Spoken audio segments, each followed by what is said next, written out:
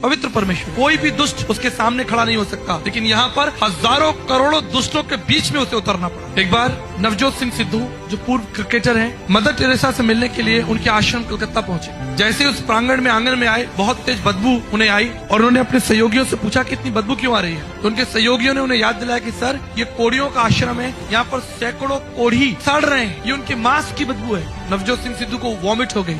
इंतजार की घड़ी बड़ी कठिन थी क्योंकि इतनी तेज बदबू थी। जब उसने दृष्टि की तो उसने देखा कि मदर टेरेसा एक पतली दुबली स्त्री सफेद साड़ी पहनकर उस मार्ग से चली आ रही है। दौड़ कर गया और उनके पैरों में गिर गया और उसने एक सवाल मदर टेरेसा से पूछा, आप इस स्थान पर कैसे रह सकती हो? मुझसे 5 मिनट नहीं रुका जा रहा, लेकिन आप तो इस स्थान पर रहकर इन कोढ़ियों की सेवा करती हो। मदर टेरेसा ने कहा, ये परमेश्वर का प्रेम है जो मुझे विवश करता है कि मैं इन लोगों की सेवा करूं। परमेश्वर का प्रेम, वो सनातन परमेश्वर, पवित्र परमेश्वर 33.5 साल तक हमारे बीच में रहा। आप जानते हैं क्यों? प्रेम की व्यवस्था में। जैसे एक माँ जब बच्चे को जन्म देती है तो उसके लिए बहुत कठिन होता है प्रत्येक रात को उठना जगना। ठंडी रातों में एक माँ कई बार अपने बच्चे के लिए उठती है, उसका ध्यान रखती है, देखती है वो जीवित है, कहीं उसे भूख तो नहीं लगी, इसके बदले में उसे कोई पैसे नहीं मिलते। ये प्रेम की व्यवस्था है कि वो अपने उस लहू के टुकड़े, उस मांस के टुकड़े को प्रेम करती है। मेरे प्रियो, अगर एक माँ अपने बच्चे के लिए रात भर जग सकती है, उसकी सेवा कर सकती है, उसके लिए उठ कर अपना प्राण देने के लिए तैयार है, तो वो स्वर्गीय पिता परमेश्वर जिसने सारी मानव जाति को बनाया है, वो आपके लिए क्या नहीं करेगा। प्रेम में ऐसा विवश हो गया, संसार में उतर आया।